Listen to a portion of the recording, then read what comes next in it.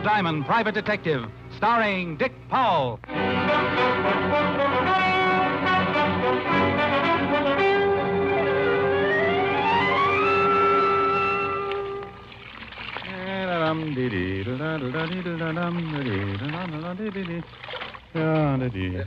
pardon me. You know where I might find Mr. Richard Diamond? You want to hire him? Yes. Well, stop being so bashful, friend. Come in. Thank you. You're Mr. Diamond? Well, any resemblance to the Irish washerwoman is purely intentional. Do you always do your own laundry? Always. Keeps my petty cash from looking too petty. Sit down, Mr. Baxter. Clay Baxter from Okmulgee, Oklahoma. Clay Baxter from Okmulgee, Oklahoma. Was a man, I guess, to be in his early 50s. Straight up, he crowded 6'3", counting the 2-inch heels on his handmade boots. Looking at him, I thought of an old Remington Trent and suddenly felt like singing a chorus of Home on the Range. I'd like you to come to Okmulgee with me, Mr. Diamond. Well, why, Mr. Baxter? My brother was killed yesterday. The sheriff and the coroner said it was an accident. I don't believe it. How did you happen to look me up? I raise cattle, Mr. Diamond. I do a great deal of business in Chicago and New York. I wanted a detective with experience, someone with a good reputation. Bless you. I called a friend on Wall Street, and he recommended several men. One of them was you. I checked your background. I'm satisfied. Oh, good. I charge $100 a day in expenses. Chicken feed. I'll pay it, and if you catch the man who done it, I'll give you a $1,000 bonus. Oh, well, now, I can't leave right away. It'll take me at least 5 minutes to get my affairs in order. Yeah, I can certainly see you appreciate a buck. Mr. Baxter, I appreciate a buck like a Texan appreciates Texas. Texas? Never heard of it. How was your brother supposed to have been killed? Thrown from his horse, skull fracture. And you don't believe it? I do not. Why? Too good a horseman. Well, it could have happened. Well, if it did, he'd have taken the fall right. Might have busted something, but wouldn't have killed him. Anything else? His wife. My brother was a wealthy man, Mr. Diamond. His wife will inherit everything. Ranch, cattle, all worth about $8 or $10 million. You think she had something to do with his death? You tell me, Mr. Diamond.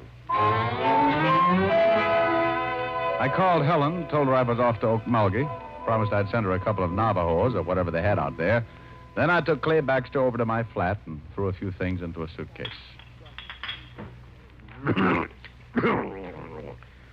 Oklahoma's dry. So's Richard Diamond. Might get arrested. I don't want to leave it here. Wouldn't make any difference if it was empty, would it? No. Got a couple of glasses? A fifth usually adds up to a full evening, but that's only when Clay Baxter isn't around. When he poured one for the road, the water line receded 6 inches. I had a quick one, and he finished it. How'd that soldier? How do you feel? Oh, lively. Why don't we forget the plane? You just start running for the window, and I'll climb on.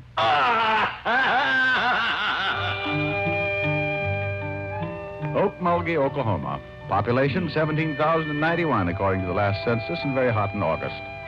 Baxter's station wagon's waiting at the airport, and the driver took us into town where I was introduced to the local law. This here's Sheriff Billings. How are you, Sheriff? Jim, this is Mr. Diamond. He's a private detective from New York. Howdy, Diamond. Howdy. Private detective, huh? Oh, I've been called other things. Still ain't satisfied, huh, Clay? Not yet. And you ain't either, and you know it, Jim. How about it, Sheriff?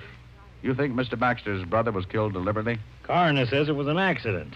Hit his head on a rock. That ain't what Mr. Diamond asked. Well, Will Baxter was a pretty good rider, but he could have been thrown. I don't... All the evidence says he was.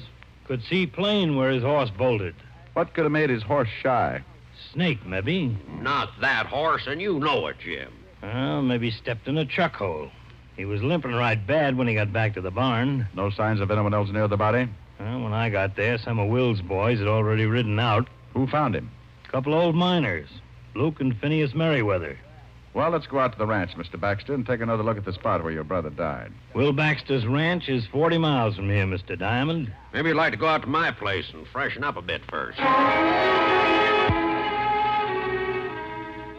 You go ahead and shave and shower. I'm going to go build me a drink. Hey, this is quite a place, Mr. Baxter. Glad you like it. Take a swim in the pool if you'd want, but watch out for the catfish. Catfish? I'm a bachelor. Don't use the pool much, and I don't usually have guests. Love catfish for dinner, so I keep them in the pool. I caught a guy once floating bodies in his bathtub. You don't say. Funny, Harvey. I showered and shaved and met Baxter out by the pool where he was feeding his catfish. I watched a pound of liver disappear like lychee nuts in the Tong War. And we all headed back to town where we picked up Sheriff Billings. 40 miles later, we pulled up in front of the late Will Baxter's ranch. A little different architecture, but just as impressive as my client's.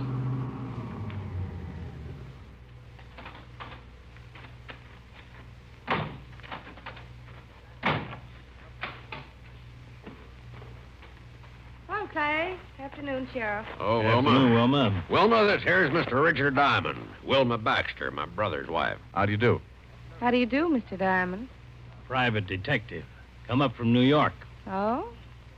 Well, why don't we all go in the house? It's too hot out here. Mr. Diamond wants to go out and look at the spot where Will got himself killed. Certainly. Have one of the boys fix you up with some horses. When you're done, why not stop back for dinner? Mr. Diamond's eating with me, and he's going to be pretty busy for a while. Now, I'll give you a rain check, Mr. Diamond. Thank you. I'd like you to tell me about New York. It's been a long time, and I've almost forgotten what it's like. Let's go, Jim. It's getting late. Bye, Mr. Diamond. Nice meeting you. Goodbye, Mrs. Baxter. Seems all broken up, don't she? Yeah. Where was she when her husband got killed? Perfect alibi. In town all day. A lot of people saw her. Mighty fine-looking woman. Mighty.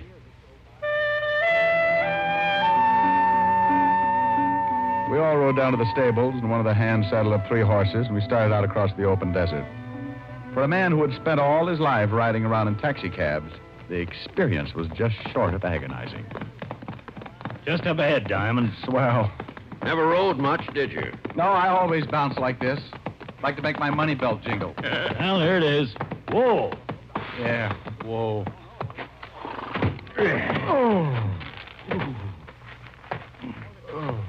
Well, here's where they found the body. Now, what did he hit his head on? That rock right there. Mm-hmm. Did you take an impression of the wound to see if it matched? Nope. Well, why not? Never thought about it. Well, that's a pretty good reason. Anyway, let's dig that rock out and take it back with us. I spent the next minutes limping around looking for something and came up with nothing except a longing for a hot Epsom salts bath. We dug up the large rock and took it back with us to Wilma Baxter's ranch. Whoa!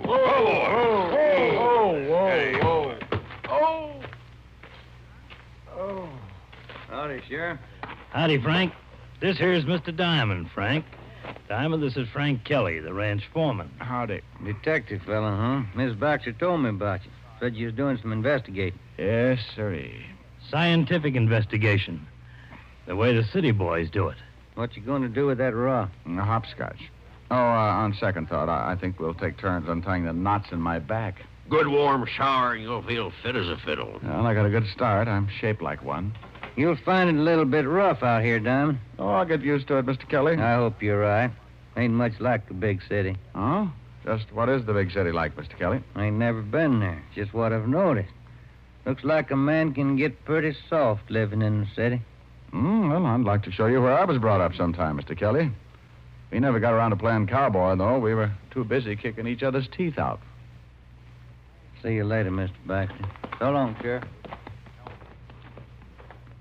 I don't think Frank likes you, Diamond. Well, what about Will Baxter's horse?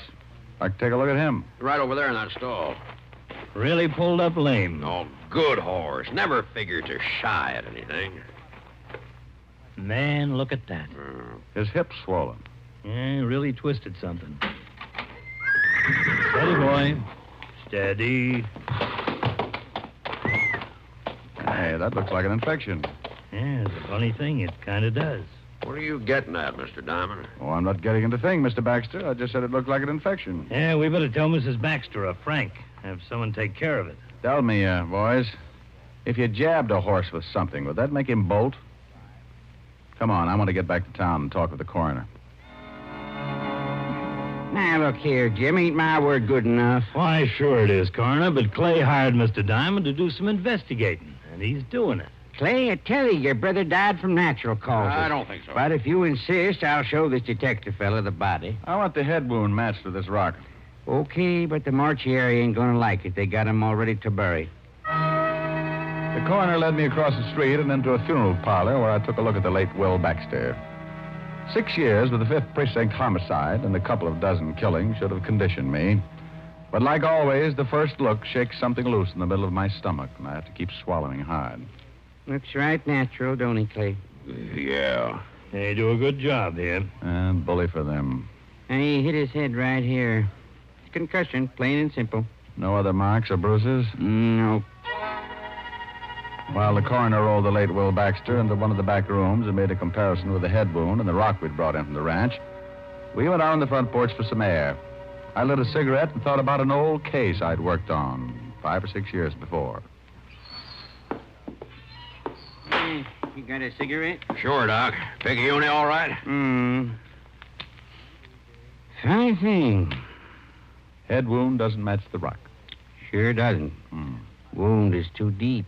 Rock's round and flat. Nothing sticking up to go that deep. Then I want an autopsy. Why? Fracture still killed him? No, I doubt it. When someone plans a murder, they don't count on one blow to do the trick. But there's nothing else that could have done it. Well, nothing you can see. I've met someone here in Okmulgee that I'm pretty sure is wanted for another killing very similar to this. Now, Doc, go make that autopsy and fast. You think maybe you found something, Diamond? You think Will was killed deliberately? Maybe, but we'll have to wait for the autopsy. In the meantime, I'd like to go out and visit those 2 old-timers. Luke and Phineas? That's right, Sheriff. Well, it's mighty dangerous. Come on, I'll take you out. You better wait here for the report. Mr. Baxter and I will go on out. All right, you can use my horses, so you won't have to go all the way back to the ranch. Horses? Well, the Merriweathers are on the other side of town, out about 10 miles, no roads. Oh, horses. 10 miles. I mean, never play kick the can again.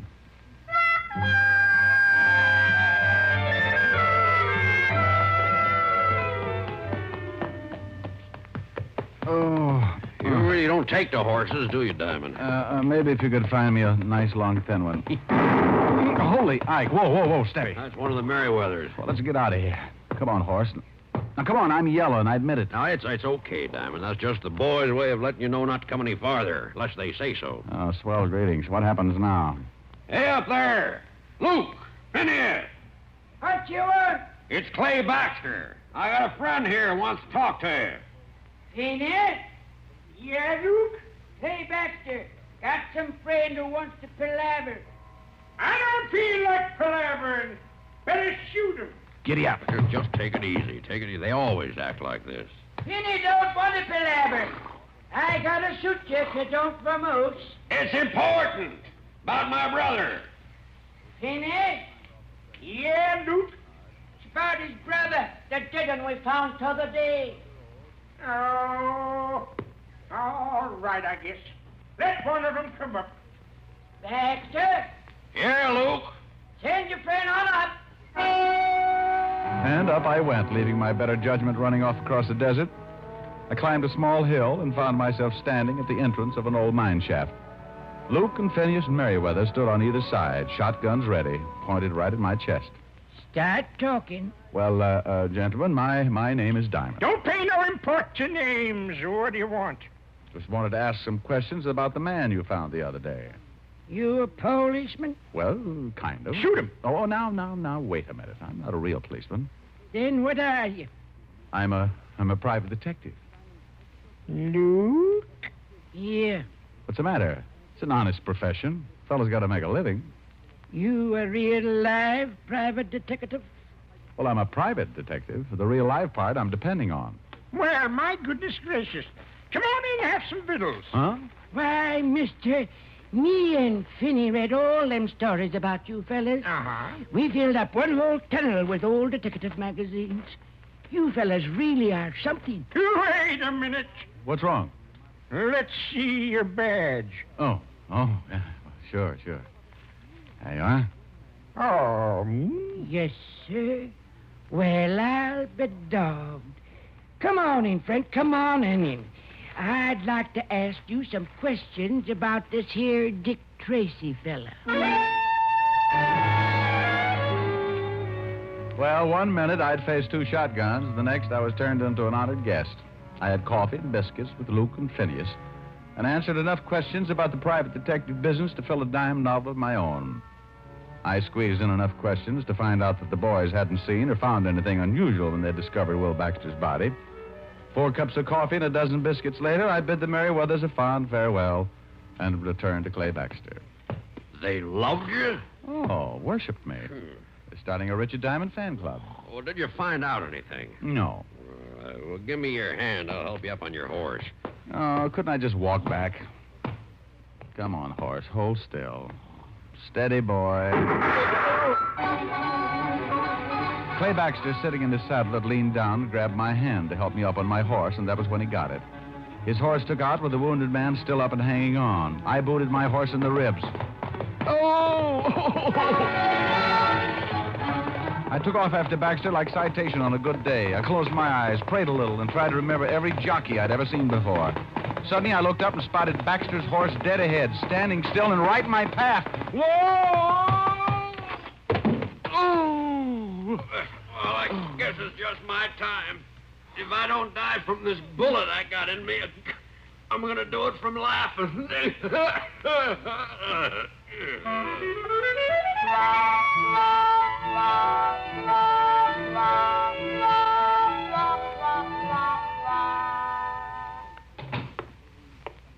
How is he, Doc? Oh, he'll be all right. Collarbone. Didn't break anything. How do you feel, Mr. Diamond? Crippled. Any idea who shot Clay? No. Clay said he thought it might have been the Merriweather boys. No, it couldn't have been. Why not? No, the Merriweather boys use shotguns, not rifles. What about that autopsy, Doc? Well, come on. What about it? You was right.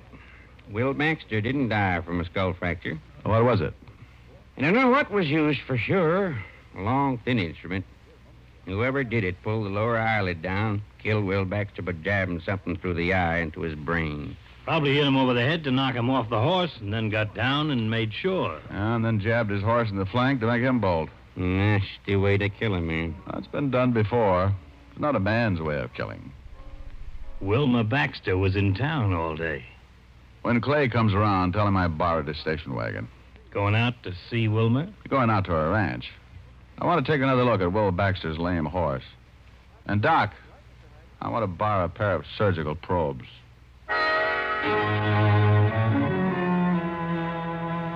I climbed into the station wagon. Close to an hour later, pulled up on the side of the road. The gate to the ranch house was another 100 yards up ahead. So I piled out, climbed the tall white fence, and slipped into the barn. Steady, fella. Steady. Steady.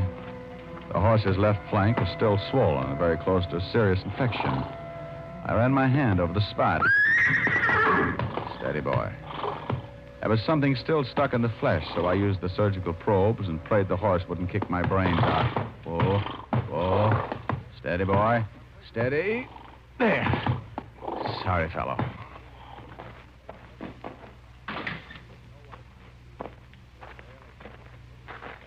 I didn't know you were a vet, Mr. Diamond. Huh? Oh, good evening, Mrs. Baxter. You know, in this part of the country, you can get shot for horse stealing. Oh, not stealing. Just taking this out of your horse's flank. What is it? That's a piece of a long needle. Might be a hat pin or something. I think you'd better tell me what this is all about. Oh, certainly. Your husband was murdered. That's impossible. Suit yourself, but he was. Somebody hit him over the head, knocked him from his horse, jabbed this needle into his eye, then jabbed it into the horse's flank so the horse would pull up lame, look like he'd shied. The killer tried to shoot me this evening, but he missed and got Clay Baxter instead. Who do you think did this? I don't know. The method doesn't fit a man. A woman, then? Well, the blow on the back of the head rules out a woman. Too much force. What have you got left? What I started with. A man and a woman. It's a very interesting theory. Mm-hmm. You're from New York, aren't you? I've been there.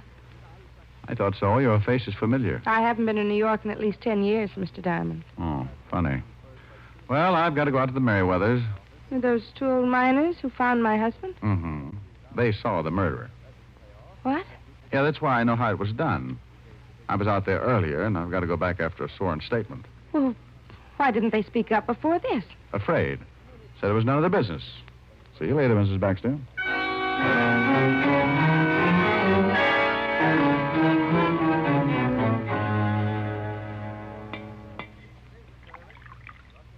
Having another biscuit, Inspector? No thanks, fellas. 10's plenty. So Will Baxter was murdered, huh? That's right, and Mrs. Baxter thinks you two saw who did the killing.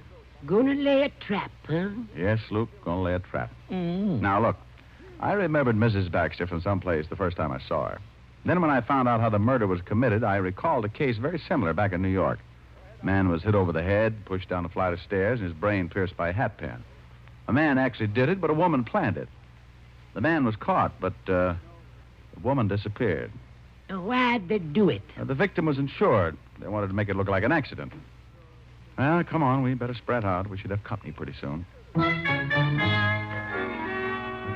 The two old-timers took off their coats and gave me some beat-up pants, which I stuffed with pillows and blankets. In 5 minutes flat, I had 2 dummies sitting with me at the little table. You think they'll fall for it? Well, you can't tell, but you two go on outside and wait until somebody comes in. I just want him to try for one of the dummies. Well, what if he tries for you? Killjoy. Luke and Phineas took their place outside the mine, and I smoked a dozen cigarettes, and then I heard someone coming in, moving quietly up the tunnel toward the light. I played it big. Well, that's fine, Phineas. Now, if you'll just sign this statement. I rolled, and the dummy that represented Phineas Merriweather doubled over from the force of the slug. He shot again, and Luke's dummy toppled. I kicked the lamp out before he got around to yours truly. 2 down and 1 to go, Diamond. I'm afraid I got a big surprise for you, friend. I ain't worried. You should be. There wasn't even close. You're a lousy shot. Yeah? You missed earlier this evening and got Clay Baxter instead. I'll make up for it. No, you won't, friend. Drop it. You heard him, drop it. Okay, all right, don't shoot. Wait a minute. Wait till I get the light. Yeah. Well, hey, it's that Kelly fella. Yeah, you're getting way out of line for a ranch foreman, Kelly. Give it to him, Mr. Diamond. Who had you kill Will Baxter? You know, Kelly, you said something today about getting soft in the city. Wonder just how soft I've gotten. Maybe you'd like to find out. Turn him loose, boys. Yes, sir. Go on now, go to it, Mr. Diamond. I don't like getting shot at. It makes me real unhappy when anyone runs around killing people. No, go on, stop him, do it. Shut up, Finny, and let him fight.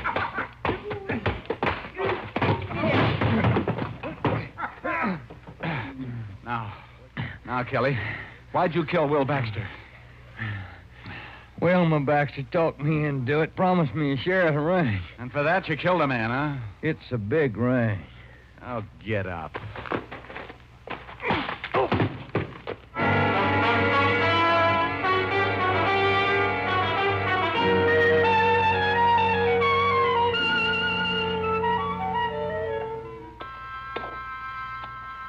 Sure hate to see you leave, Mr. Diamond. I hate to go myself, boys.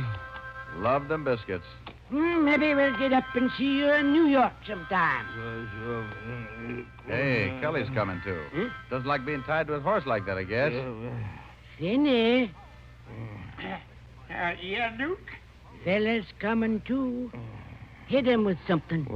Yeah, sure.